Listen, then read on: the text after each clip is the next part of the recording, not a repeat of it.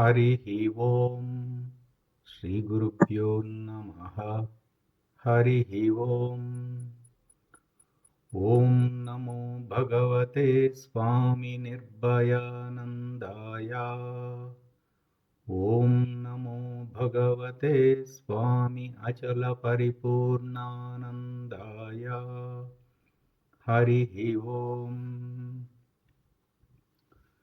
गुरुर्ब्रह्मा गुरुर्विष्णुः गुरुर्देवो महेश्वरः गुरुः साक्षात् परं ब्रह्म तस्मै श्री गुरवे नमः। ब्रह्मानन्दं परमसुखदं केवलं ज्ञानमूर्तिं द्वन्द्वातीतं गगनसदृशं तत्त्वमस्यादिलक्ष्यम् एकं नित्यं विमलमचलं सर्वधी साक्षिभूतं भावातीतं त्रिगुणरहितं सद्गुरुं तं नमामि। ॐ नमो ब्रह्मादिभ्यो ब्रह्मविद्या साम्प्रदायकर्तृभ्यो वंश ऋषिभ्यो महाभ्यो नमो गुरुभ्यः। सर्वोपप्लवरहित प्रज्ञानघन प्रत्यगतोऽहमस्मि अहं पदार्थरहितः।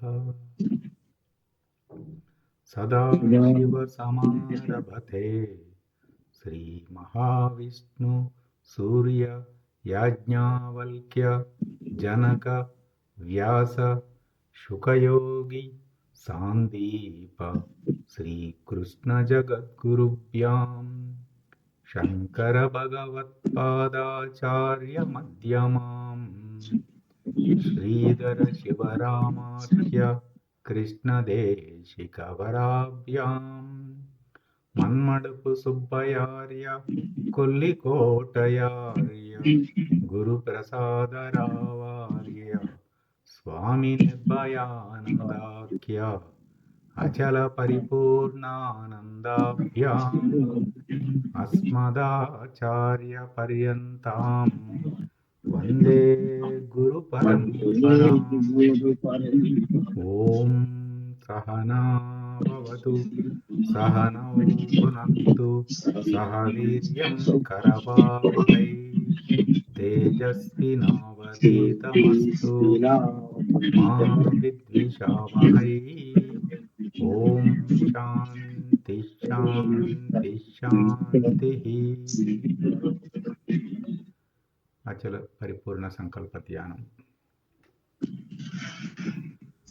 पूर्वमेव निरालम्बम् आग्नेयं च निर्गुणं तदा दक्षिणे नित्यशुद्धं चैव नैऋत्यो निर्भद्रवम् पश्चिमे निष्कलं चैव वायुवे च निरञ्जनम् उत्तरे च निराकाशो ईशान्यो निर्मलो भवेत् ऊर्ध्वश्च निराकारतः अधश्च निर्विकारतः अन्तर्बहिश्च सर्वत्र अचलोऽयं सनातनः। ॐ निर्भयानन्दाय विद्महे अचल परिपूर्णाय धीमहि तन्नो परात्पर प्रचोदयात्। ఓం సాయీశ్వరాయ విద్మహే సత్యదేవాయ ధీమహి తన్నః సర్వం ప్రచోదయాత్. ఓం తత్పురుషాయ విద్మహే మహాదేవాయ ధీమహి తన్నో రుద్ర ప్రచోదయాత్. ఓం సద్గురురూపాయ విద్మహే జ్ఞానబోధామృతాయ ధీమహి తన్నో శ్రీ విద్యాసాగర ప్రచోదయాత్. ఓం స్వాత్మానందాయ విద్మహే అచల పరిపూర్ణానందాయ ధీమహి తన్నో దేశికేంద్ర ప్రచోదయాత్. హరి ఓం శ్రీ గురుభ్యో నమః. హరి ఓం.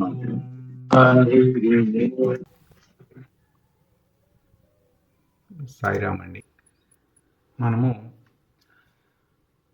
ఆళ్వార్ గారు ఈరోజు పోస్ట్ పంపారు కదా,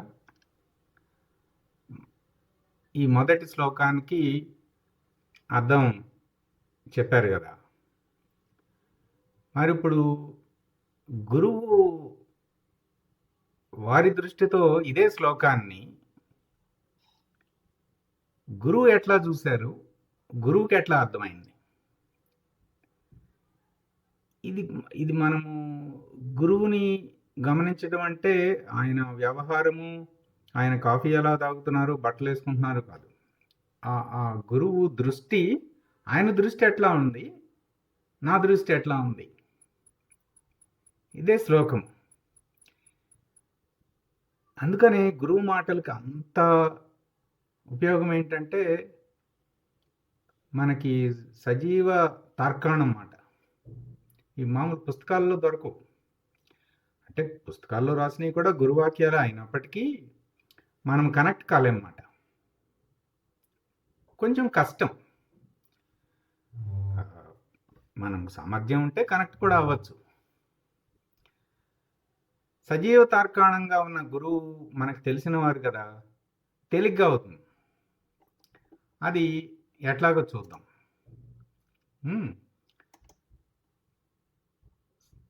స్క్రీన్ కనిపిస్తుంది కదా?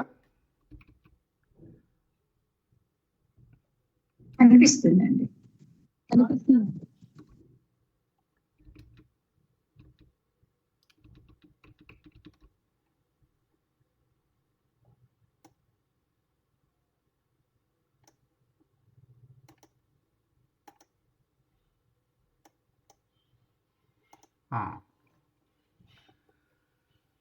తపోభిక్షీణ పాపానాం, ఇది ఒక పదం. అంటే తపస్సు అంటే గురువు ఎలా నిర్వచించారు? ఈ ఆత్మబోధ బోధించేటప్పుడు అక్షరం అక్షరము, పదం పదము చెప్పారన్నమాట గురువు గారు. అలాగే శాంతానాం వీతరాగిణాం ముముక్షూణామపేక్ష్యోయం ఆత్మబోధో విధీయతే. ఇక్కడ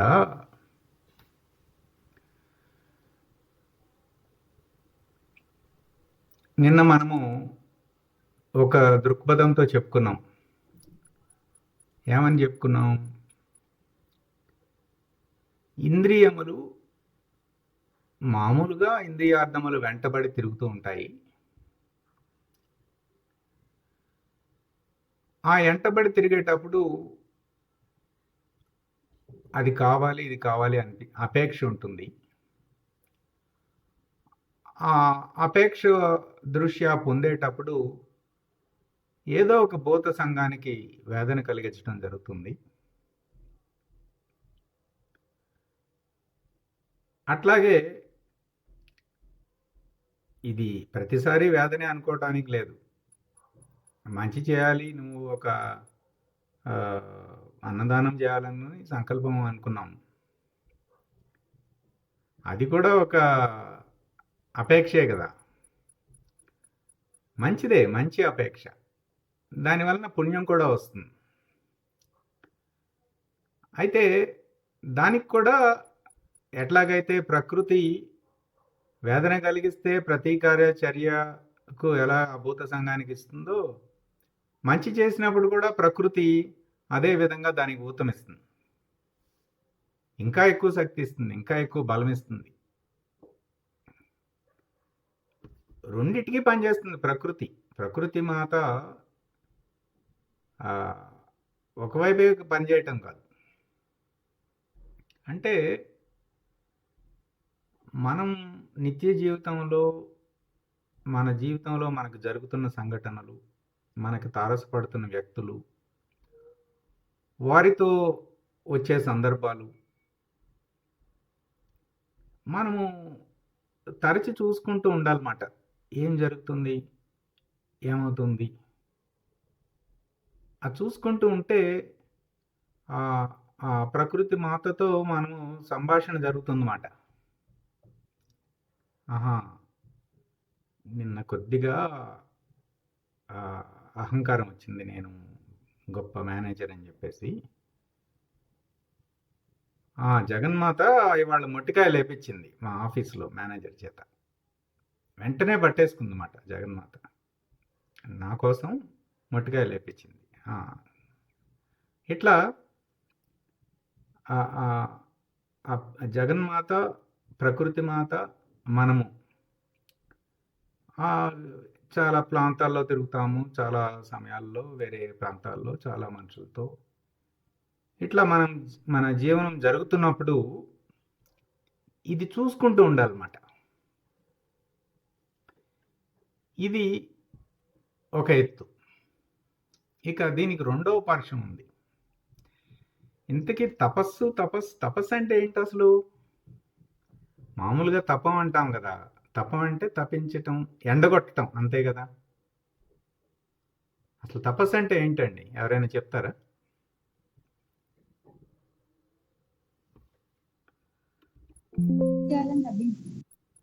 తప్పింపచేయడం.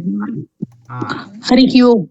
ఏదైనా ఒక విషయం మీద ఇది నాకు కావాలి అని చెప్పేసి తప్పించటం, దానికోసం ఎక్కువగా కృషి చేయటం తపస్సు అనబడుతుంది. అంటే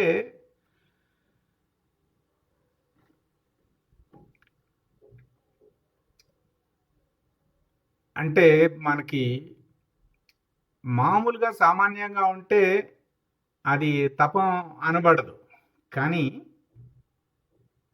బాగా ఒక వేడి మాట, బాగా రాగద్వేషాలు బాగా బలంగా ఉన్నాయనుకోండి, అబ్బో వీడు రగిలిపోతున్నాడు రా అంటారు. అవునా? రగిలిపోతున్నాడు వీడు, ముందు వాడిని శాంతింపజే, వాడికి అడిగింది ఏదో వాడికి ఇవ్వండి, వాడు రగిలిపోతున్నాడు అంటే ఆ ఇంద్రియార్థం వైపు బాగా విశేషంగా ఎమ్మటపడుతున్నప్పుడు ఏంటంటే బాగా రగిలిపోతూ ఉంటాడు అన్నమాట. అట్లా కాకుండా ఇంద్రియాలనే తప్పింపజేస్తే, ఈ కర్మేంద్రియాలు, ఈ జ్ఞానేంద్రియాలు, ఈ ప్రాణేంద్రియాలు ఇవన్నీ ఉన్నాయి కదా, ఇంద్రియార్థములు మనని తప్పింపజేయటం కాదు, మనల్ని రగిలింపజేయటం కాదు, మనమే ఇంద్రియాలని తప్పింపజేస్తే ఇది తపస్సు. అంటే ఒక ఉపవాసం అది అడుగుతుంది కావాలని, దాన్ని తప్పింపజేసామా లేదా? మనం ప్రాణాయామం చేసాము, అక్కడ దాన్ని తప్పింపజేసామా లేదా? అంటే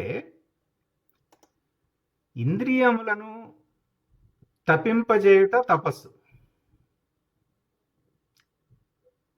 అంటే ఇటు తిప్పేశారు గురువు గారు. మామూలుగా జీవనంలోనేమో ఇంద్రియార్థములు వెమ్మటబడి అది కావాలి ఇది కావాలి అంటే ఆ వచ్చే వేడి వస్తుంది కదా, రాగద్వేషాలు, అదేమో బంధం కలిగిస్తుంది. అట్లా కాకుండా ఇంద్రియాలనే తప్పింపజేయి. ఎందుకోసం? ఎందుకని అసలు ఇంద్రియాలని ఎందుకు తప్పింపజేయాలి మనం? దాని అవసరం ఏంటి? ఏ ఆ ఇంద్రియార్థం చుట్టూ తిరగని, ఆ ఇంద్రియాలను ఇంద్రియార్థంతో కలవని. ఇబ్బంది ఏమొచ్చింది చెప్పండి ఎవరైనా? విషయాలోలత్వం ఏర్పడిపోతుందండి. విషయాల వెంబడి ఆసక్తి పెరిగిపోతూ ఉంటుంది. ఇంద్రియ అర్థాల వెంబడి ఆ, పోలిస్తే. అంటే దానివల్ల మనకి ఏం జరుగుతుందంటే ఈ శాంతం అనేది రాదు మనకి. ఉమ్. ఎప్పుడు అశాంతి, అసంతృప్తి, అశాంతి. ఆ, ఇప్పుడు మనం ఆధ్యాత్మిక సాధనలో అర్జెంటుగా ఈ ఇంద్రియాలని తప్పింపజేయాల్సిన అగత్యం మనకి ఎందుకు ఏర్పడింది? ఎందుకంటే ఈ ఇంద్రియములు ఇంద్రియార్థముల వెంబడబడి వెళ్తుంటే అది రాగద్వేషాలను కలిగిస్తుంది. రాగం అంటే కావాలనుకోవటం కదా. ఆ కావాలనుకున్నప్పుడు దానికి అడ్డొచ్చిన వాటి మీద కోపం, ద్వేషము. ఈ రాగద్వేషాలు బలపడినప్పుడు శాంతం ఉండదు. శాంతం లేకపోతే ముముక్షత్వం రాదు. అసలు మనం ఆధ్యాత్మిక పదం ముందుకు సాగదు. సో మనకు కావాల్సింది ఏంటి ఇక్కడ? మనకి శాంతము అన్న లక్షణాన్ని మనం లేకపోతే మనకి అడుగు ముందుకు పడదు ఆధ్యాత్మిక మార్గంలో. ఈ శాంతం అనే లక్షణం మనకి రావాలంటే ఈ రాగద్వేషాలు కట్టేయాల్సిందే. వీటిని కట్టేయాలంటే ఇంద్రియములు ఇంద్రియార్థముల వెంబట తిరగటం ఆపేయాల్సిందే. ఆపేయాలంటే ఇంద్రియములను తప్పింపజేయవలసిందే. అందుకు తపస్సు చేయాలి. చూసారండి ఎట్లా ఉంది కనెక్షన్? అందుకు చేయాలి తపస్సు మనం. ఇంకొకటి,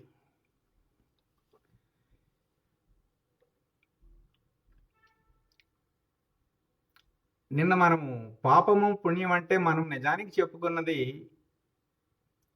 వాచ్యార్థమే. ఎందుకంటే మనకి ఇది తెలుసు, త్రికరణములతో ఎవరికి వేదన కలిగించకుండా ఉండటం, త్రికరణములతో ఎవరికైనా ఉపయోగపడటం, ఇది అందరికీ తెలిసిందే. కానీ గురువు దృష్టిలో ఏమని చెప్పారంటే ఈ ఆత్మబోధ 1లో చెప్పేటప్పుడు, నాయనా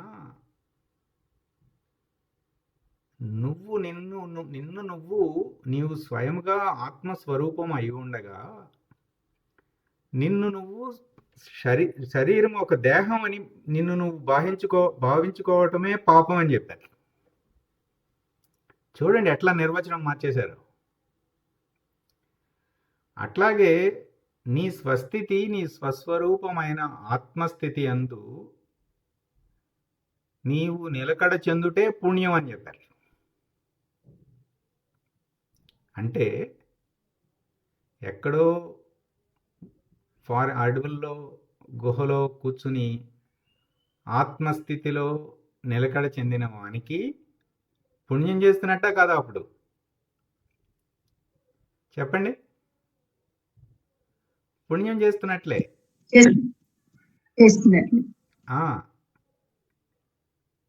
అట్లాగే ఇక్కడ ఇంకొక ముఖ్యమైన కనెక్షన్ ఒకటి పట్టుకోవాలండి.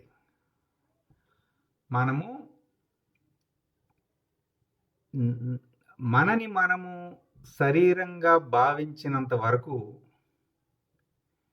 ఈ ఇంద్రియములు ఇంద్రియార్థములు వెంటపడటం ఒక పట్టాన ఆగదండి.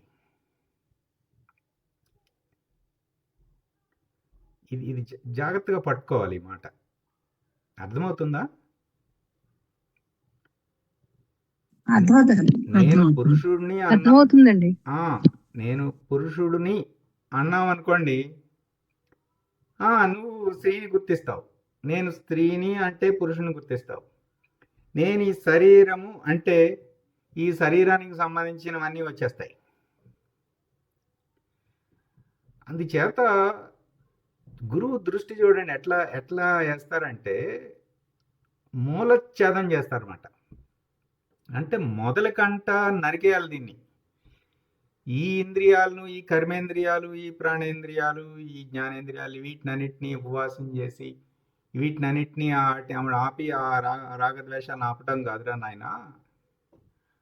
అసలు నువ్వు శరీరం కాదు కదా. నిన్ను కాని దాన్ని నువ్వు చేయట్లేదు కదా. పరమాత్మ కదా చేస్తుంది, నువ్వు చేయట్లేదు కదా. ఆ శరీరం కూడా ప్రకృతి మాతే కదా శరీరము. ఆ ప్రకృతి మాతలో ఉన్నది ప్రాణ చైతన్యం కదా. అసలు నీ అంతఃకరణం ఎక్కడుంది? నీ మనసు, బుద్ధి, చిత్తము, అహంకారం అసలు వాటికి ఎక్కడున్నాయి అవి? అసలు అది నువ్వు కాదు కదా. నువ్వు కాని దాన్ని నువ్వని ఎందుకు అనుకుంటున్నావు అని మూలఛేదం మాట. అంటే వేరుతో సహా ఒక్క మాటతో. అందుకే జ్ఞాన మార్గము చండ్ర పరుశువు వలె ఉంటుందన్నమాట. ఇది మామూలు చిన్నపిల్లల ఆట, ఆషామాషి కాదండి. జ్ఞాన మార్గం చండ్ర పరుశువులాగా ఒక గొడ్డలితో గట్టిగా పట్టుకుంటే ఆ క్షణానికే అయిపోతుంది పని. ఈ మాట గట్టిగా పట్టుకుంటే అయిపోయింది. నా గురువు అసత్యమాడరు, నా గురువు నేను ఆత్మస్వరూపం అని చెప్పారు. ఈ శరీర భావనతో నేను ఈ శరీరానికి ఆపాదించుకోవటం అన్నది తప్పు, అసత్యం అని చెప్పేసి అట్లా నిలబడితే అయిపోయింది. అట్లా సూచించారండి ఇక్కడ. అంటే మొట్టమొదటి మనం చేయాల్సింది ఏంటి? మంచిదే, ఇవన్నీ సహాయకారులే. మనము ఉపవాస దీక్షలు ఇంకా చాలా చాలా చేస్తాం కదా. సమప్రాణాయామము అన్నీ మంచివే. అవన్నీ కూడా ఇంద్రియములు, ఇంద్రియార్థముల వెమ్మట పడకుండా ఉపయోగపడుతుంది. కానీ మూలఛేదం చేస్తున్నామా? జ్ఞాన మార్గం కదా మనము. అసలు మన ఎదురుగా ఉండి ఆయన ఆత్మస్వరూపంగా నడయాడుతున్నారు కదా. ఈ దేహభావం నాకు ఎక్కడి నుంచి వచ్చింది? పోని ఈ దేహభావంతో 40 ఏళ్ళు, 50 ఏళ్ళు, 60 ఏళ్ళు, 70 ఏళ్ళు మనం ఉన్నాం కదా. ఇదేమన్నా సుఖాన్ని ఇచ్చిందా? ఇది సుఖాన్ని ఇవ్వలేదు కదా, దుఃఖాన్నే ఇచ్చింది కదా. అట్లా ఏం చేయాలంటే మనము మొట్టమొదట రమణులు ఏం చెప్పారంటే, ఇక్కడ చూడండి, పాపరాశి దగ్ధమవుట. సరే, ఆల్రెడీ చేసేసాంగా, మరి ఏం చేయాలి ఇప్పుడు? సరే, ముందు కొత్త చేయి మాకు, కొత్త పాపాలు చేయి మాకు, కొత్తగా పరిగెత్త మాకు, కొత్త కోరికలు ముందు ఆపు. కట్టెలు వేయకు, కొత్త కట్టెలు వేయమాకురా నాయన, కొత్త కట్టెలు వేయమాకు. ముందు మొదటి పని అది. కొత్త వేయట్లేదండి. సరే, మరి పాతవి ఉన్నాయి కదండి, మరి వాటిని ఏం చేయాలండి? నువ్వు ఆత్మస్థితిలో నిలకడ చెందితే, నువ్వు స్వస్వరూపంగా ఉంటే అవి అణిగిపోతాయి. ఎట్లా అణుగుతాయండి అంటే, ఒక ఉపమానం అండి. ఈ సృష్టిలో ఏదైనా ఉపయోగించకపోతే అది వదిలేస్తుంది. ఏదైనా చూడండి, 1 సంవత్సరం పాటు మంచం మీద నుంచి దిగకుండా మంచం మీదే పడుకున్నాం అనుకోండి, దిగి నడవగలమా? చెప్పండి. కష్టమవుతుందండి, నడవలేము. మాట్లాడటం మానేసామండి. ధ్రువుడు అన్ని సంవత్సరాలు తపస్సు చేస్తాడు కదా విష్ణుమూర్తి కోసం, మౌనంగా మాట్లాడలేడు. ఏది అయితే మానేస్తామో అది మన వదిలేస్తుంది. ఇది మనందరికీ తెలిసిందే. జ్ఞానంగా కూడా ఇప్పుడు మనము ప్రతిరోజు ఆధ్యాత్మిక పదంలో ఏదన్నా పుస్తకం చదవటం కానీ ఇవన్నీ ఈ అలవాటు మనకి లేదనుకోండి, అది పోతుంది, అది మర్చిపోతాం. అందుకనే మనం మననం చేయాలి. మనం ఆత్మబోధ గురువాక్య మననం అని ఎందుకు అనుకున్నాము? ఇది బాగా మననం చేయాలి దీన్ని. అప్పుడే అది వంట పడుతుంది. లేదంటే మెల్లిమెల్లిగా అది వెళ్ళిపోతుంది. అది మనం వదిలేస్తుంది. ఇంతకాలం ఏం చేసాం? 40 ఏళ్ళు, 50 ఏళ్ళు, 70 ఏళ్ళు మనం ఏం చేసాం? శరీరమే నేనని అభ్యాసం చేసాం. అభ్యాసం చేసేసరికి నేను ఆత్మస్వరూపమును అన్న భావన వదిలేసింది. ఇప్పుడు ఏం చేయాలి మనం? ఆ, గురు పరమాత్మ చెప్పారు కదా, మార్చుకుందాం. అందుకని ఇటు తిరగాలి, అటు నుంచి కాకుండా ఇటు తిరగాలి అని ఇక నుంచి మన మనసు, మన చేతలు, మన మాటలు, మన మనసులో వచ్చే ఆలోచనలు, నిర్ణయాలు ఇవన్నీ కూడా ఆత్మస్వరూపం అంటూ చేయటం మొదలుపెట్టాలి. అప్పుడు కొత్త వేయట్లేదు.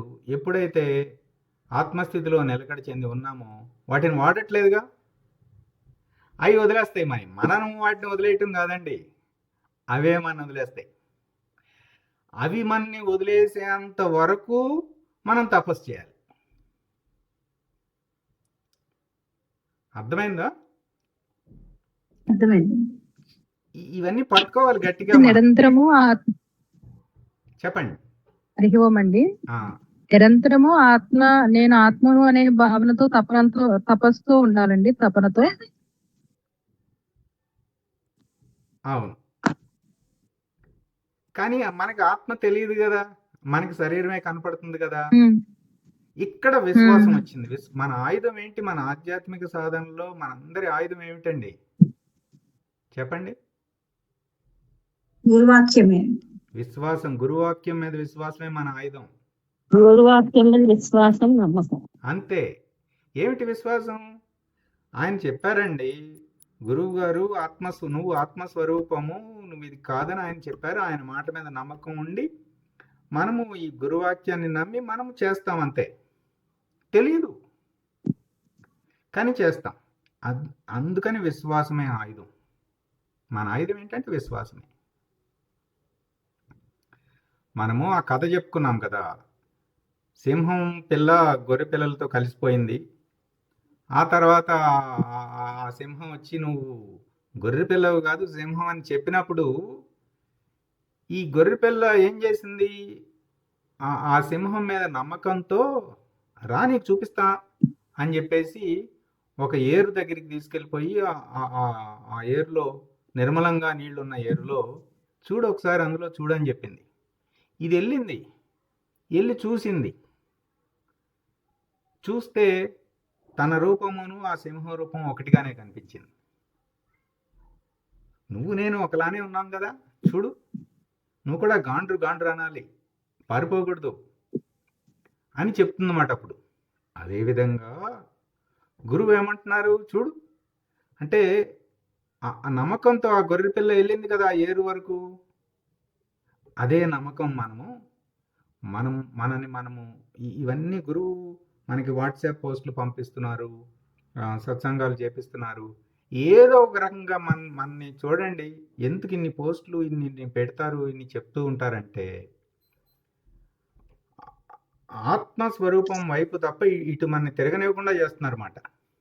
గ్యాప్ రానివ్వరేక. కంటిన్యూస్గా ఏదో ఒకటి చెప్తారు, గ్యాప్ ఇస్తే అటు వెళ్ళిపోతాం అని అటు ఏరు దగ్గరికి తీసుకెళ్లే ప్రయత్నం చేస్తున్నారన్నమాట గురువు. ఇట్లా మనము కొత్త కట్టెలు వేయకూడదు. పాతవి దగ్ధం అవ్వాలంటే నువ్వేం చేయక్కర్లా, వాటిని మాకు అయ్యే నిన్ను వదిలేసిపోతాయి.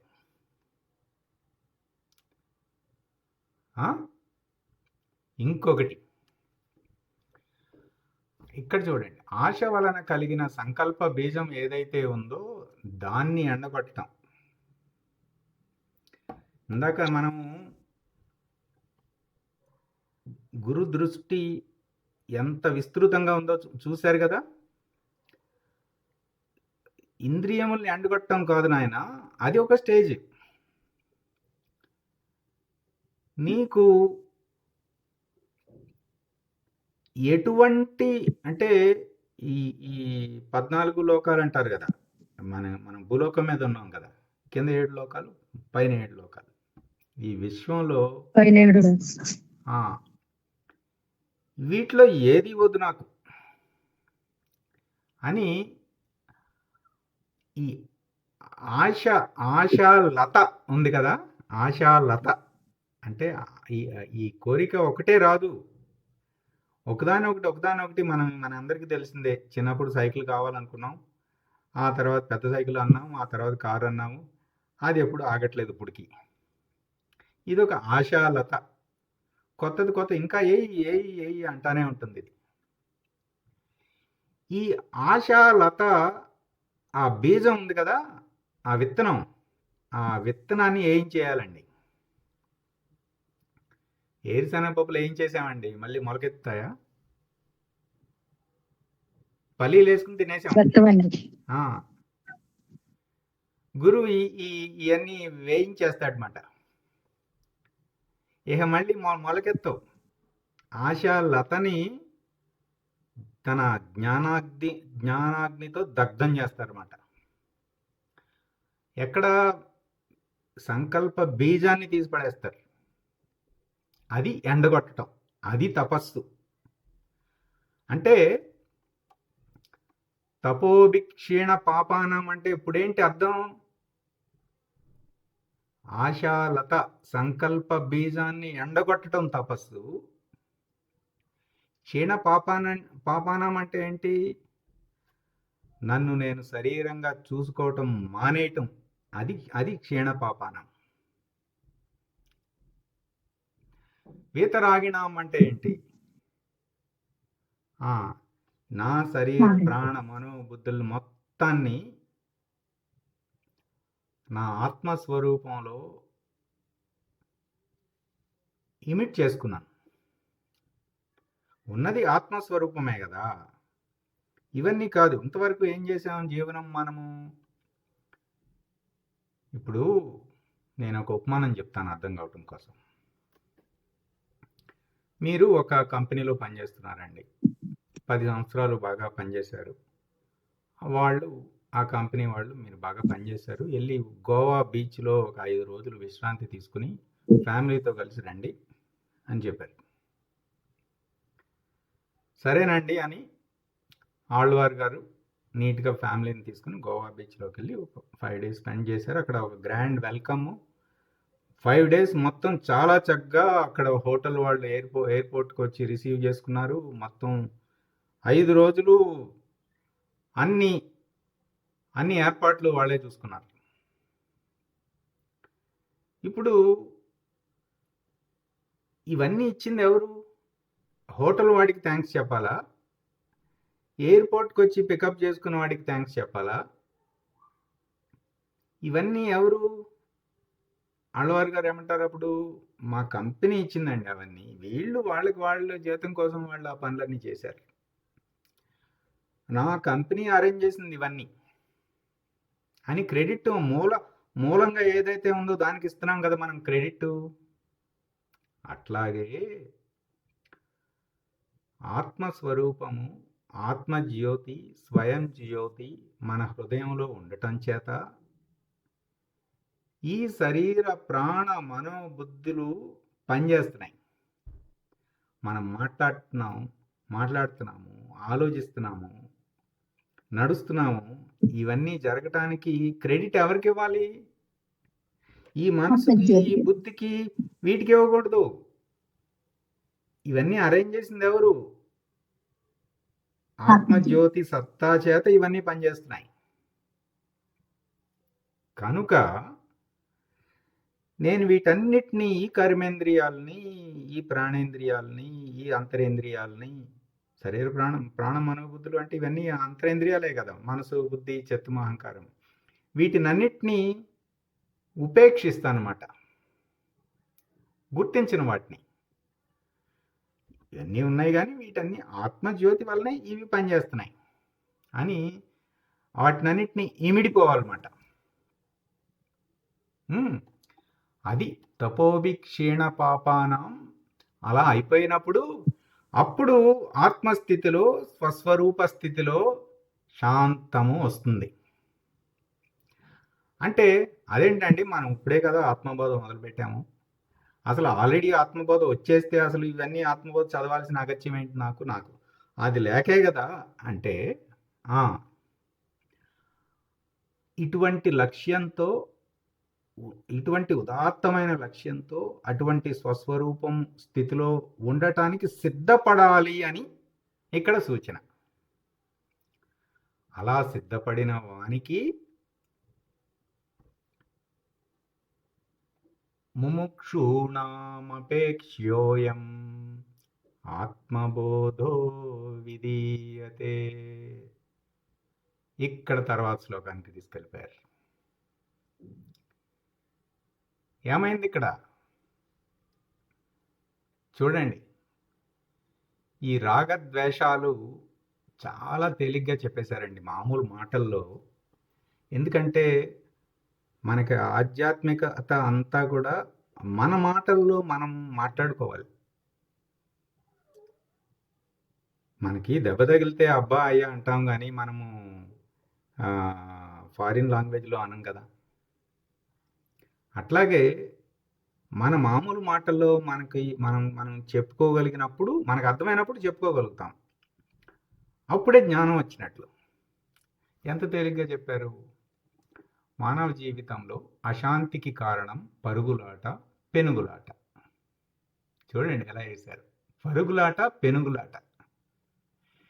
ఏంటి, వాటెమ్మటి వాడు పరిగెడతా అంటే ఒకడు అడ్డొచ్చాడు.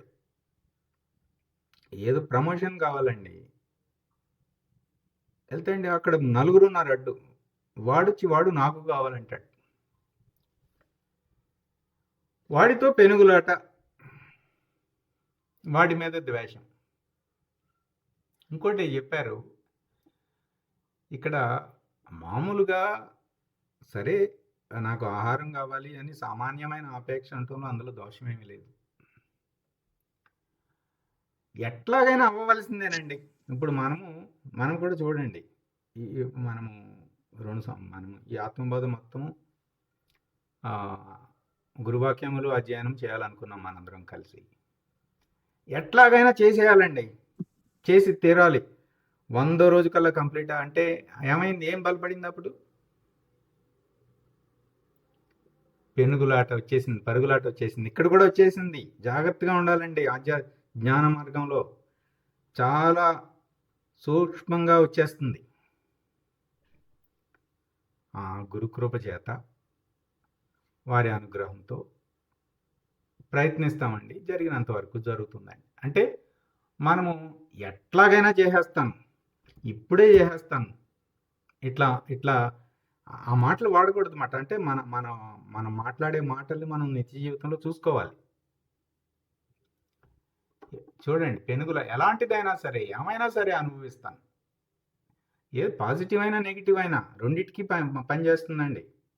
మనకు తెలిసిందే కదా, జడభరతుడు అందులో చూసాం కదా, లేడీ పిల్ల మీద మమకారంతో లేడీ అయి పుట్టాల్సి వచ్చింది కదా. అందుచేత ఈ పరుగులాట మళ్ళీ ఇంకోటి, ఈ భూమండలంలో ఎక్కడున్నా సరే నేను అనుభవిస్తాను. పరుగులాట మాట మనం చూస్తున్నాం కదా, ఎక్కడెక్కడికో పరుగులు పరుగులు పరుగులు పరుగులు. ఏదో చూడాలి, ఏదో చేసేయాలి, ఆనందం వచ్చేస్తుంది. మనం అందరూ నిత్య జీవితంలో చూస్తున్నాం కదా. ఈ భూమండలంలో ఎక్కడున్నా సరే నేను అనుభవించి తీరుతాను. చూస్తున్నాం కదా. చక్కగా ఉన్న చోట ఉండి కూర్చుని సంధ్యా సాధన చేసి చక్కగా స్వస్వరూప స్థితిలో 5 నిమిషాలు ఉండగలిగితే అది కదా ఆనందము. ఆనందములో ఒక లవలేశమే ఈ ఈ వీటిలో ఉండే ఆనందం. నేను మొన్న ఆశ్రమంలో చెప్పాను కదా, మనము కొండలు ఎక్కేవాళ్ళు బెంగళూరు నుంచి గోవాకి మోటార్ సైకిల్ మీద డ్రైవింగ్ చేయటం, డ్యాన్స్ చేయటం, ఆ? మ్యూజిక్ కూడా. వీళ్ళు ఎందుకు ఆనందం వస్తుందంటే వాళ్ళు గతం గురించి ఆలోచించరు ఆ సమయానికి, భవిష్యత్తు గురించి ఆలోచించరు, ఏ క్షణానికి ఆ క్షణం ఉంటారు. కొండెక్కేవాడు నువ్వు గట్టిగా పట్టుకోవాలి అప్పుడు ఆ క్షణానికి అక్కడ ఉండి, లేదంటే కింద పడిపోతాం. నువ్వు ఎప్పుడూ గతం గురించి ఆలోచించి బాధపడకూడదు, భవిష్యత్తు గురించి ఆలోచించి భయపడకూడదు. అట్లాగే డ్యాన్స్ చేసేవాడు ఆ క్షణానికి ఆ క్షణం ఆ స్టెప్పుల మీద ఉండాలి కాన్సన్ట్రేషన్, లేకపోతే పడిపోతాడు. అట్లాగే సంగీతం చేసేవాడు ఆ స్వరాలు, ఆ స్వర కూర్పు, ఆ రాగము, ఆ తాళము, దానికి అంతటి చూసి ఆ క్షణానికి ఆ క్షణంలో ప్రజెంట్ మూమెంట్ అవేర్నెస్ అట్లా ఉండాలి, నిత్య వర్తమానంలో ఉండాలి. నిత్య వర్తమానంలో ఉన్నప్పుడు ఆనందం ఉంటుంది, అది సహజంగానే ఉంటుంది. ఎందుకంటే సచ్చిదానంద స్వరూపం కదా, మన ఆనంద స్వరూపమే అది. అంటే ఇవి అణిగినప్పుడు సహజంగానే ఆనందం ఉంటుంది. ఆనందాన్నే మనం నిద్రలో కూడా మనం అనుభవిస్తున్నాం. కనుక యాక్టివిటీ ఒకటి చేస్తేనే ఆనందం వస్తుంది అనేది మనం వేదాంతం ఒప్పుకోదు. నేనేం చేయక్కర్లేదు, ఎంతసేపు చేస్తావు, చేయలేము కదా. కొండలు ఎక్కుతానే ఉండలేం కదా, సంగీతం పాడుతానే ఉండలేం కదా. సరే, అది నాదోపాసన, అది వేరు, అది అది అది అది ఉపయోగమే. ఇట్లా మనము ఈ పరుగులాట రకరకాలుగా పరిగెత్తామండి. ఆధ్యాత్మిక మార్గంలో ఉన్నాం అనుకుంటానే పరుగులెత్తాం, జాగ్రత్తగా ఉండాలి. తస్మాత్ జాగ్రత్త. మేము ఆధ్యాత్మిక మార్గంలో ఉంటున్నామంటే ఇందులోనే పరుగు, ఇందులోనే పెనుగులాట. ఎంత అవివేకము! ఆధ్యాత్మిక మార్గంలో ప్రయాణిస్తూ మనం చూస్తున్నాం కదా, మీరు ఇంటర్నెట్లోకి వెళ్ళి గూగుల్లోకి వెళ్ళి టెంపుల్ స్టాంపీడ్ అని కొట్టండి. హిందూ మతం అనే కాదు, అన్ని మతాల్లో ఉంది. భగవంతుని దర్శించడానికి మనుషుల మీద నడిచి వెళ్ళిపోయి వాళ్ళని చంపేసి దర్శనం చేసేసుకోవటం పెనుగులాట కదా అది, ఆధ్యాత్మికత ముసుగులో. అంటే మనం ఆలోచించుకోవాలి, అసలు మనం ఏం చేస్తున్నాము, దేనికోసం పరిగెడుతున్నాము, ఏంటి పెనుగులాట. ఆ క్లారిటీ లేదు మనకి, ఆ క్లారిటీ రావాలి. ముఖ్యంగా జ్ఞాన మార్గంలో మనం ప్రయాణిస్తున్నప్పుడు అది స్పష్టత క్లియర్గా ఉండాలి. ఇది ఈ స్పష్టత గురువు గారు ఇస్తున్నారు మాట. ఇక్కడ ఈ భూమండలంలో ఎక్కడున్నా సరే నేను అనుభవిస్తాను, ఎలాంటిదైనా సరే, ఏమైనా సరే అనుభవిస్తాను. అప్పుడు విషయాలతోనే నిండి ఉన్న ఈ ప్రపంచం యొక్క విస్మృతి చూడండి, విస్మృతి. ఈ ప్రాణప్రదమైన పదాలు పట్టుకోవాలి కదా. విస్మృతి అంటే అసలు వాటి నాకు గుర్తే లేదా, అది నాకు కనపడట్లేదు. మనసు, బుద్ధి, చిత్తము, అహంకారము శమించుట. ఈ శమము అన్న పదం అండి, ఇటుపక్క చెప్పారు చూడండి, ఇటుపక్క చాలా ముఖ్యం. అసలు మన సాధనా చతుష్టయ సంపత్తిలో మొట్టమొదటి మెట్టిది. ఈ సమము దమము ఇట్లా సమదమాది షట్క సంపత్తి ఉంది కదా. ఈ మొదటి మెట్టు ఎక్కితేనే మిగతా వచ్చేది, అంతరేంద్రియ నిగ్రహం అయింది. ఇది లేకపోతే మిగతా ఏమి రావు. మొట్టమొదటి మాట.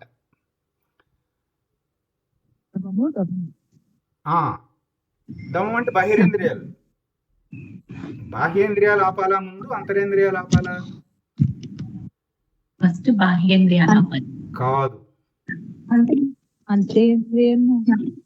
అంతరేంద్రియాలే ఆపాలి స్వామి. లోపల ముందు ఆలోచన ఆపాలి. లోపల ఆపితే ఆలోచన వస్తే అవి బయట ఆగుతుంది. పర్వాలేదు. లోపల వచ్చాకే బయట వస్తుంది, బయట పని జరుగుతుంది. అందుకని శమం క్రియారూపంలో కనిపిస్తుంది. అప్పుడు మొట్టమొదటి మనం ఏం చెప్పారు పెద్ద స్వామి వారు? సత్వగుణము, సమత్వము, సాక్షిత్వం అట్లా ఇచ్చారు కదా మనకి. సత్వం, సమత్వం, సాక్షిత్వం. సమత్వము సాక్షి. ఆ, ఎప్పుడైతే మనందరికీ, మన సత్సంగ సభ్యులందరికీ కూడా ఆల్రెడీ సత్వగుణంలో ఉన్నారు, ప్రశాంతత, ఆనందం ఆల్రెడీ ఉన్నాయి, అది బాగుంటుంది, బంగారు సంఖ్యలు మాట. ఎట్లా వచ్చింది? ఇంద్రియములను ఇంద్రియార్థముల వెంట పరిగెత్తించట్లేదు కాబట్టి, ఆ రాగద్వేషాలు అణిగిపోయినాయి కాబట్టి ఆ శాంతం వచ్చేసింది, సత్వగుణంలో ఉన్నాం. కానీ సరిపోతుందా? సరిపోదు. దానికి నుంచి సమత్వానికి వెళ్ళాలి, దాని నుంచి సాక్షిత్వానికి వెళ్ళాలి. ఆ సాక్షిత్వము పిండాండ సాక్షి నుంచి బ్రహ్మాండ సాక్షి అవ్వాలి. మోక్షం అనే సౌధానికి మెయిన్ ఎంట్రన్స్ అండి, మొదటి ద్వారం. అందుకని ఈ శమము అనే లక్షణాన్ని, శమింపచేయటము, తనను తాను ఆత్మస్వరూపముగా చూచుకొనుట, ఈ శరీర ప్రాణ మనోబుద్ధులను ఉడిగింపజేయుట ద్వారా శమింపజేయాలన్నమాట. ఆ శమింపజేయటమే అప్పుడు శాంతగుణం వస్తుంది. ఇక్కడ ఈ శమింపజేయటంలో 2 ఉపమానాలు ఇచ్చారండి గురువుగారు, చాలా ముఖ్యమైన ఉపమానాలు. అంటే మనం ఎక్కడైనా అగ్నికి చెదలబట్టం చూసామా? ఏదైనా వేడిగా ఉన్న దానికి చెదలబట్టం. లేదు. అంటే గురువుగారు ఏమంటున్నారంటే, నాయనా నువ్వు ఇది ఒక ఇనప గుండు, తప్తాయ పిండం అన్నమాట, ఇనప గుండు. సాధకుడు అగ్నిలో కాల్చబడిన ఇనప గుండు వలె ఉండి తన అజ్ఞానాన్ని, అవిద్యని నిశ్శేషంగా పోగొట్టుకోవాలి. నిశ్శేషంగా. మనం భాగాహారం డివిజన్ చేశాం కదా చిన్నప్పుడు. ఏం చేసాం? బాగా డివిజన్ చేస్తామంటే మిగిలింది, మిగలకూడదు. మిగిలితే మళ్ళీ అది ఏంటంటే అజ్ఞానాన్ని కాల్చేయాలి. అంటే అజ్ఞానంతో ఆలోచనలు ఏవి వస్తాయి కదా, ఆగు, నువ్వు ఇంతకాలం నువ్వే నా మీద బాస్ అయ్యి నువ్వు చేసావు కదా, ఇప్పుడు నువ్వు ఆగు, అందులో అది జ్ఞానం కాదు కదా, అది అలా చేయటం కరెక్ట్ కాదు కదా, ఇట్లా దానికి చెప్పాలన్నమాట. చెప్పి దాన్ని, ఆ అజ్ఞానము, అవిద్య అనే దాన్ని నిశ్శేషంగా పోగొట్టుకోవాలి. అంటే అది ఎన్నిసార్లు తలెత్తుతుందో అన్నిసార్లు మొట్టికాయ వేయాలి. గట్టిగా బలవంతంగా వేయకూడదు. జ్ఞాన మార్గంలో బలవంతంగా చేయకూడదు. చేస్తే అది 100 రెట్లు పైకి లెగుస్తుంది. ఇప్పుడు చిక్కుముడి పడిందండి, బలవంతంగా లాగితే వస్తుందా? ఇంకొంచెం గట్టి పడిపోతుంది ముడి. వేసింది ఎవరు? చిక్కుముడి మనమే వేస్తున్నాం. మనమే వేసాం. వేసినాడే తీయటం రాదా?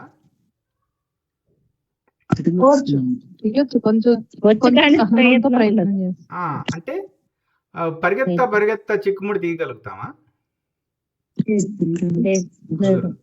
అందుకని ముందు పరుగులాటాపు, పెనుగులాటాపు. ముందు కాస్త ఆగు, నువ్వు కాస్త ఆగు, ఆ మనసును కాస్త కుదుటపడు. అప్పుడు చూడు, ఇప్పుడు ఆ ముడి చూడు, జాగ్రత్తగా చూడు, ఎక్కడుందో, ఎక్కడ వేసావు, ఎట్లా నువ్వేగా వేసావు, జాగ్రత్తగా చూడు, నిదానంగా లాగు. ఇట్లా జ్ఞానముతో, విచారణతో, నిన్న అన్నాను కదా, ఉలి సుత్తితో మనమే చెక్కుకోవాలని. జాగ్రత్తగా చూడండి, గురువు దృష్టి ఎలా ఉంది, మన దృష్టి ఎలా ఉంది. అట్లా ఈ అజ్ఞానాన్ని పోగొట్టుకోవాలి. అట్లా ఏదొచ్చినా సరే మనము తప్తాయ పిండంలాగా ఉంటే ఎండగొట్టాలన్నమాట. ఆత్మస్వరూపము కాకుండా మిగతావన్నీ కూడా ఉపేక్షించి ఎండగొట్టాలి. కానీ ఇంకా కొన్ని మిగిలినాయండి, ఇంకా ఉన్నాయి. వాటిని ఏం చేయాలంటే, మంచుగడ్డ వలె చల్లబరచగలిగేటటువంటి శక్తిని కలిగి ఉండి ఇంద్రియములకు, ఇంద్రియార్థములకు స్పందించకూడదు. సరే చేశానండి, నేను అగ్నిలో కాల్చబడిన ఇనుప గుండు వలె ఉండి చాలా పోగొట్టుకున్నానండి, కానీ ఇంకా కొన్ని ఉన్నాయి. వీటికి ఏం చేయాలండి? అవి నీ చుట్టూతానే ఉంటాయి, మన చుట్టూతానే ఉంటాయి.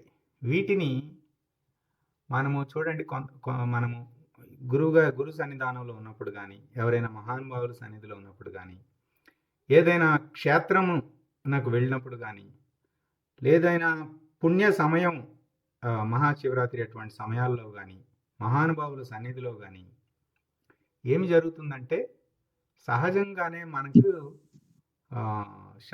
మన ఇంద్రియములు శమింపజేయబడతాయి సహజంగానే.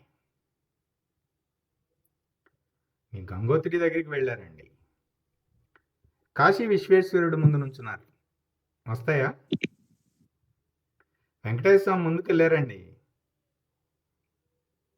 ఏదో చెప్పుకుంటాం, అక్కడ గుర్తు రాదుగా. అంటే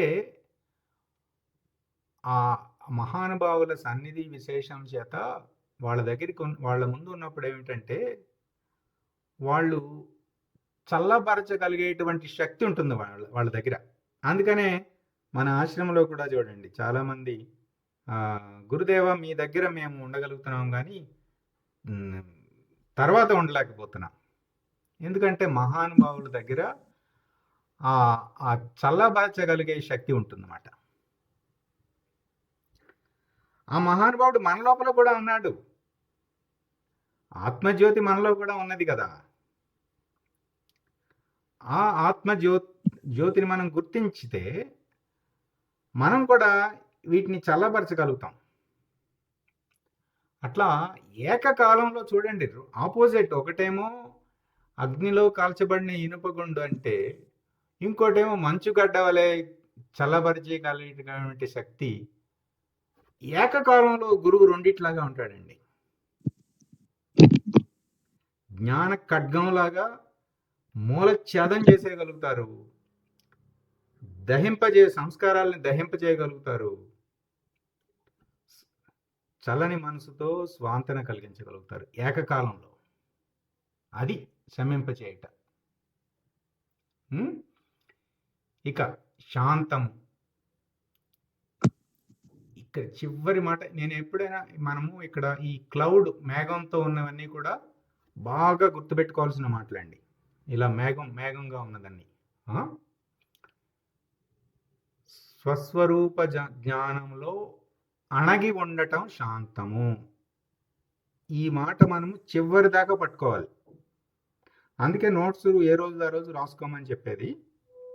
చివరి వరకు కూడా ఈ మాట మళ్ళీ చెప్పుకోం, మనం నోట్స్లో రాసేసుకోవాలి. శాంతం అంటే ఏమిటి? స్వస్వరూప జ్ఞానంలో అణగి ఉండటం. మామూలు శాంతం గురించి చెప్పుకోవట్లా మనం ఇక్కడ. శాంతం అనే దానికి ఎన్నో స్థాయిల్లో చెప్పారన్నమాట ఇప్పుడు గురువు గారు మనకి. అట్లా మనకి తపోభి క్షీణ పాపానాం శాంతానాం వేతరాగిణాం, ఇక్కడ వరకు చెప్పారు కదా. ఇక ఇప్పుడు తర్వాత గురువాక్యం, ముముక్షూణాం అపేక్ష్యోయం ఆత్మబోధో విధీయతే. ఈ వాక్యము, ఈ రెండవ శ్లోకం, ఇది తర్వాత రెండు గురువాక్యాల్లో దీని గురించి చాలా విస్తృతంగా చెప్పారు. మనము తర్వాత సెషన్లో మనము చెప్పుకుందాము. ఈ 5 నిమిషాల్లో ఏమైనా సందేహాలు, ప్రశ్నలు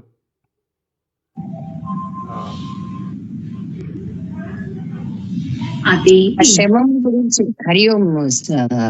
హరిఓం అండి. కొంచెం ఆ శమము గురుగారు చెప్పారు, ఇట్లా ఇచ్చే అదొక్కసారి చెప్పారా? లాస్ట్ లో చెప్పారు శమం గురించి గురుగారు, ఇలా మూడు రకాలు అని, అది ఒక్కసారి చెప్పించి. ఇక్కడ ఇదేనా మంచుగడ్డ, ఈ ఇనుపగుండ, ఇదా మీరు అడిగింది? నేను అడిగింది లాస్ట్ లో శ్రమం గురించి గురుగారు మూడు విధాలుగా శ్రమం తీసుకోవాలి అని చెప్పారు చెప్పారు కదా లాస్ట్. అంటే ఆ 3 పాయింట్స్ ఆ, ఇప్పుడు సత్వగుణము, సమత్వము, అవా అంటే సత్వము, సమత్వము, సమత్వము. సాక్షిత్వం. సత్వం అంటే ఏంటి? మనము ఈ గుణముల గురించి అన్ని తర్వాత వస్తాయి. ఈ రజోగుణంతో తమో గుణంతో ఉండటం మొదట ఆపేయాలి మనం. అప్పుడు సత్వగుణం మొదటిది. ఇది తెలిసిందే కదండి. ఇక రెండవది దీని గురించి కాదండి. ఆ, హరి ఓం. ఆ, లాస్ట్ లో మన విద్యాసాగర్ గురువు గారు చెప్పారు కదా, శ్రమం గురించి 3 పాయింట్స్ చెప్పారు మీరు. గురువు గారు ఇలా చూస్తున్నారు, ఇలా చెప్తున్నారు శ్రమం గురించి అని. ఆ, అది అడిగాను. ఆ. అంటే ఇప్పుడు మనము నిన్న మొదట మనం ఎలా మొదలు పెట్టాము? ఆ, ఇంద్రియాలకు సంబంధించి మనము ఇంద్రియ నిగ్రహం అని మొదట చెప్పుకున్నాం. అంతరేంద్రియాలను నిగ్రహించటమే శమింపజేయటం అని మొదట ఒక అర్థం. మొదటిది అర్థమైందా మీకు? అర్థమైందండి. ఇక రెండవది ఏం చెప్పారు? సరేనండి, ఇప్పుడు కొత్తవి చేయట్లేదు కదా, మరి పాతవి ఆల్రెడీ ఉంటాయి కదా, వాటిని ఎట్లా చేయాలి? వాటిని ఆటోమేటిక్ గా పోవాలి. అది మనం ఎప్పుడు ఆత్మని నమ్ముకుంటూ ఆటోమేటిక్ గా పోదండి మాలతి గారు. నిరంతరం ఏది ఆటోమేటిక్ గా పోదు. ప్రయత్నించి అంటే మనం ఉపేక్షించాలి. అదే ఉపేక్షించాలి. అంటే మీ ఉద్దేశం అదే, నాకు అర్థమైంది. ఆ పదం వాడారు కానీ, అంటే ఆ పరుగులాట పెనుగులాట ఆగినప్పుడు అది మనం ఉపేక్షించాలి. అంటే వాడకూడదు దాన్ని. వాడకుండా ఉన్నప్పుడు ఏమవుతుంది? అది వదిలేస్తుంది. అదే అవును. ఆ ఉద్దేశంతో మీరు చెప్పినట్టున్నారు. అంటే ఆ ఉపేక్షించడమే ప్రయత్నం. ప్రయత్నించే పోగొట్టుకోవాలి. వాడకుండా ఉంటే అది వెళ్ళిపోతుంది దానంతా. ఇక తర్వాత ఏం చేయాలి? దేహభావన అంటే ఏంటి? మనకేమున్నాయి? దేహం అంటే ఈ శరీరము, ప్రాణము, మనసు, బుద్ధి, చిత్తవృత్తులు, నేను నేను అని హోంకరిస్తున్న అహంకారం. ఇదేగా మనం చెప్పుకుంటుంది. పరమాత్మ మనని పుట్టి మనకి ఆహారం ఇచ్చి మనని పెంచి మన మాట్లాడించి ఇవన్నీ చేసి ఇవన్నీ అందిస్తుంటే నేను చేశాను, నేను పొందాను అంటున్నాం కదా. అంటే ఆత్మభావనలో స్థిరమగుచు దేహభావనను క్రమంగా విడుచుట.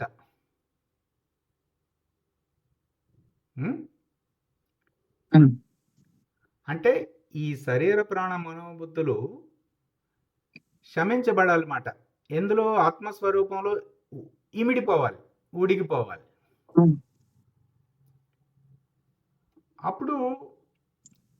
అప్పుడు ప్రపంచం కనిపిస్తుందా మనకి? ఆత్మభావనే కనబడుతున్నాను, ఆత్మలోనే ఉండిపోతాను కదా, వేరే ఏం కనబడుతుంది. విషయాలతో నిండి ఉన్న ఈ ప్రపంచం యొక్క విస్మృతి అసలేం కనపట్లేదండి నాకు. మీరు ఇవన్నీ చెప్తున్నారు, నాకేవి కనిపించట్లేదు అవి. ఆత్మ రాముడు మాట. శ్రీరామ రామ రామేతి రమే రామే మనోరమే సహస్రనామ తత్తుల్యం రామనామ వరాననే. ఆత్మ ఎందు రమించుచున్నది. ఏమీ లేదు. ఈ రమించేవాడు ఆత్మే, రమించున్నది ఆత్మనందే. ఈ రమించుడు కూడా ఆత్మ అందులోనే ఉంటుందన్నమాట, నిలకడగా. ఇవన్నీ ఏం కనపడట్లేదు. ఎవరికి కనపడట్లేదు? వానికి కనిపించట్లేదు, ఆ స్థితిలో ఉన్నవానికి. మరి అన్నంతం తినమా మనం? అవసరమైనవి చేయమా? చేస్తాం, సామాన్యంగా చేస్తాం, విశేషంగా చేయం. నా ఆత్మస్థితిని కదిలించనంత వరకే వాటిని ఆమోదించటం. అది నన్ను కదిలిస్తుందా? నేను ఆమోదించను. కదిలించినంత వరకు ఏమీ ఇబ్బంది లేదు. అందుకని సామాన్యం సామాన్యం సామాన్యం, విశేషానికి వెళ్ళకూడదు. ఇట్లా ఇంకా ఎవరైనా అడుగుతారా? అంటే ఇక్కడ మంచుగడ్డ అంటే ఫ్రీజింగ్ స్టేట్ ని చెప్తుంది అనమాట. ఆ ఫ్రీజింగ్ స్టేట్ అంటే ఏంటి? ఏదొచ్చినా నేను చలించను, నిగ్రహంగా ఉంటాను. శమము అనేది నిగ్రహంగా ఉంటాను అని చెప్తుంది. అదే ఇక్కడ తప్తకాయ పిండం అంటే ఇనుపు, బాగా కాల్చిన ఇనుప గుండు. ఇనుప గుండు ఏం చేస్తుంది? దాని దగ్గరకు వచ్చినవన్నీ యాక్సెప్ట్ చేస్తుంది, కానీ దానిలో కలిపేసుకుంటుంది. కాబట్టి ఒకటి ఫ్రీజింగ్ స్టేట్, ఒకటి యాక్సెప్టెన్స్ ఉంది, కానీ దానిలో కలిపేసుకుని చలించకుండా ఉండేదానికి ఈ 2 ఎగ్జాంపుల్స్. చక్కగా చెప్పారు, అంతేనండి. చాలా చక్కగా చెప్పారు. ఒకటి అంటే ఇక్కడ 2 పద్ధతులు ఉన్నాయన్నమాట. ఒకటేమో మొత్తం కాల్చేవయ్యా, అసలు లేకుండా చేసేయి. కానీ అన్నిటినీ చేయలేము. కొన్ని ఉంటాయి మన చుట్టూతోనే ఉంటాయి. మరేం చేయాలి? వాటి వల్ల ప్రభావితం కాకుండా ఉండు. జీవుడు ఎప్పుడు జగత్తులో ఉన్నప్పుడు ఏంటంటే విషయాలు వ్యవహారంతోనే ఉంటాడు. సో ఆ వ్యవహారం ఉన్నప్పుడు దానికి ఆసక్తి చూపకూడదు, ప్రభావితం కాకుండా ఉండాలన్నమాట.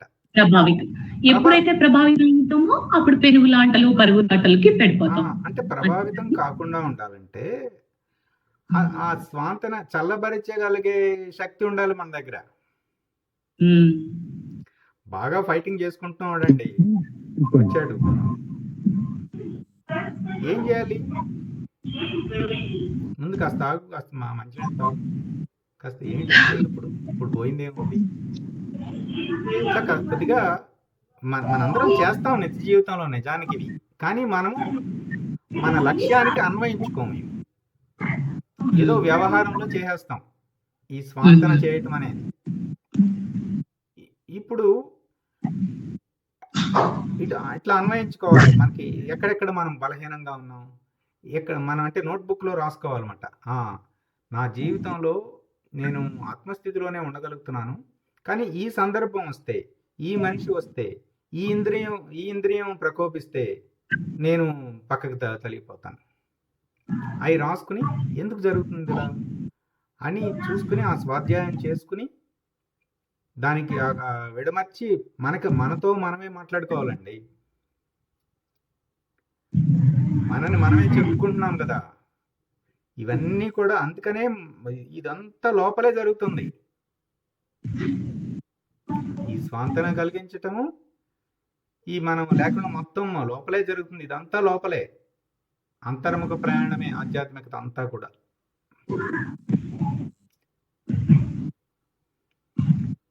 హరి ఓం అంటే నాకు ఇంకొక చిన్న డౌట్ ఉంది. ఇందాక మీరు అడిగారు కదా, ముందు బాహ్యేంద్రియాలను నిగ్రహించాలా, అంతర ఇంద్రియాలని నిగ్రహించాలా అని. ఇప్పుడు మనం ఈ సమము, దమము ఇవన్నీ జీవభావం ఉన్న వాళ్ళకే కదా. జీవభావం ఉన్నప్పుడు మనం ఏం చేస్తాం? ఫస్ట్ విషయాశక్తి జగత్తులతో లింకప్ అయినప్పుడు కన్ను ఏది చూస్తే మనసు అది కావాలంటుంది, చెవు ఏది వింటే అది కావాలంటుంది. అంటే ఫస్ట్ ఇంద్రియాలతో చూస్తున్నాం, కానీ జీవభావం ఉన్నంత వరకు ఇంద్రియాలతో చూస్తున్నాం, కానీ మనం అంతర్ముఖంగా మనసు బుద్ధిని యాక్టివేట్ చేయట్లేదు కదా. అలాంటప్పుడు మరి బాహ్యేంద్రియాలతో ఫస్ట్, అంతేంద్రియాలతో ఫస్ట్ నాకు అర్థం కాదు. కరెక్ట్ గానే చెప్పారు. అక్కడ ఏంటంటే మీరు దాన్ని ఏం చేస్తే, ఇప్పుడు స్వీట్ షాప్ ఉన్న రోడ్లో నేను వెళ్ళనండి, నేను డయాబెటిక్. స్వీట్ షాప్లో వెళ్తే నేను లొంగిపోతాను, అందుకని వేరే దారిలో వెళ్తాను. ఏం చేశాను అక్కడ? దాన్ని అవాయిడ్ చేయడానికి చూసాం. మంచిదే, ఇది కూడా మంచిదే. అంటే బాహ్యేంద్రియ నిగ్రహం కూడా చేయాలి, అందుకనే కదా దమ్మమని కూడా వేశారు. కానీ మూలఛేదం చేయాలంటే అంతరేంద్రియ నిగ్రహమే కావాలి. ఏదో రోజున ఎవరో ప్రసాదం అని తీసుకొచ్చి ఇస్తారండి, సత్యనారాయణ స్వామి ప్రసాదం అని. ఇకప్పుడు ఎలాగో ప్రసాదం తింటున్నాం కదా, ఈ రోజుకి కానిచ్చేద్దామని చెప్పేసి ఇంకొక 4-5 అంటాం. అప్పుడు ఇబ్బంది వస్తుంది కదా ఆ డయాబెటిక్ పేషెంట్కి. అట్లా అంటే మనము ఇవన్నీ వాడతామండి. ఇదే వాడతామని చెప్పడానికి లేదు. అన్ని ఆయుధాలు వాడుకుంటాం, అన్ని టూల్స్ వాడుకుంటాం. కానీ మూలఛేదనం చేయాలంటే లోపలే రావాలి పరిణామం. బయట కూడా మనము కొంచెం కట్టడి చేయటం కొంతవరకు. సరేనా? హరి ఓం అండి. హరి ఓం అండి. లోపటే కదా స్వామి ఉంది. ఇప్పుడు బయట అంటే దమనం ముందు చేస్తే ప్రమాదం ఏమిటంటే కంట్రోల్ అయినట్టుగా ఉంటది, కానీ ఒక్కసారి దానికి మళ్ళీ ఎప్పుడైనా అవకాశం దొరికినప్పుడు చాలా ప్రచండ వేగంతో విపరీతంగా మనకి ఇబ్బందికి గురి చేస్తుంది అన్నమాట ఆ ఇంద్రియం. త్రాచు బాంబు మీద కాలేసి కాసేపు ఆపేవండి గురువు గారి ఉపమానం. అలా ఉంటది అన్నమాట. కాలు తీయగానే బుస్సులు లేవు. అందుకని ముందు దమనం చేయకూడదు. అంటే ఇప్పుడు రెండు ఉండాలండి. మనము ఇప్పుడు జగన్మాత దగ్గర ఎన్ని ఆయుధాలు ఉంటాయండి? విష్ణు చక్రం ఉంటుంది, కత్తి ఉంటుంది, త్రిశూలం ఉంటుంది, అన్నీ ఉంటాయి. ఎందుకని అన్ని ఉన్నాయి? ఆ జగన్మాత సంహరించవలసిన రాక్షసులందరూ మనలోనే ఉన్నారు. ఒక్కొక్క దానికి ఒక్కొక్కటి వాడాలి. ఈ ఆయుధం వాడాలి, అన్ని వాడాలి. ఆ త్రిశూలంలో అయితే 3 కొన్ని ఉంటాయి, 3 కలిపి ఒకేసారి వేసేయాలి. అందుకని త్రిశూలం మాట. ఇప్పుడు మనకి స్థూలము, సూక్ష్మము, కారణం ఉంది కదా. ఈ సూక్ష్మలో వచ్చింది అనుకోండి, కారణంలో నుంచి మళ్ళీ సూక్ష్మం వస్తుంది, సూక్ష్మలో నుంచి మళ్ళీ కారణం వస్తుంది. ఏకకాలంలో 2 వేసేయాలన్నమాట. ఇట్లా మనకి జ్ఞాన మార్గంలో రకరకాల న్యాయాలని, విమర్శన ఆధార ఆదేయ విమర్శ అని చెప్పేసి, బింబ ప్రతిబింబ న్యాయం అని చెప్పేసి రకరకాల పద్ధతులు మనకి ఎన్ని ఆత్మవాదం మనకు ముందుకు వెళ్తూ ఉంటే అవన్నీ వస్తాయండి. ఒకటి గుర్తుపెట్టుకోండి, గురువు గారు ఎంత చక్కగా చెప్పారంటే, మనము ఏది మొదట చెప్పుకోవాలి, ఏది తర్వాత చెప్పుకోవాలి, ఏమీ ఆందోళన పడక్కర్లేదు. మొత్తం సమస్తం చెప్పారండి. వస్తాయి, మొత్తం అన్నీ వస్తాయి, నిదానంగా వస్తాయి. ఇప్పుడు మన 2వ క్లాసే కదా. మనం చేయవలసింది ఏంటంటే, ఏ రోజు ఆ రోజు నోట్బుక్లో ఆ రోజు నేర్చుకున్నది జీవితాంతం మనం పాటించవలసింది 4 మీ మాటల్లో రాసుకోండి. అది మర్చిపోకూడదు. 2వ క్లాస్కి వచ్చినప్పుడు మొదటి క్లాస్ మర్చిపోకూడదు, 3వ క్లాస్కి వచ్చినప్పుడు 1, 2 మర్చిపోకూడదు. అవి రివైజ్ అవుతూ ఉండాలన్నమాట. అట్లా క్రమంగా మనల్ని ముందుకు తీసుకువెళ్తారు గురువు గారు. సరేనా? సమయం అయింది.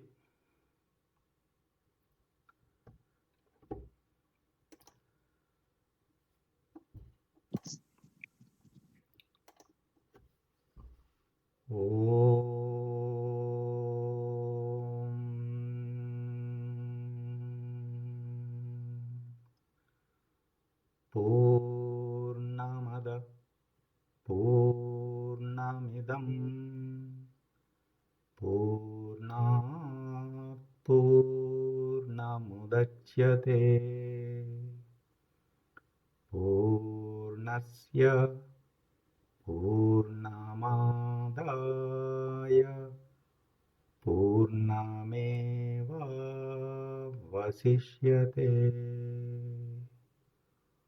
ఓం తత్సత్.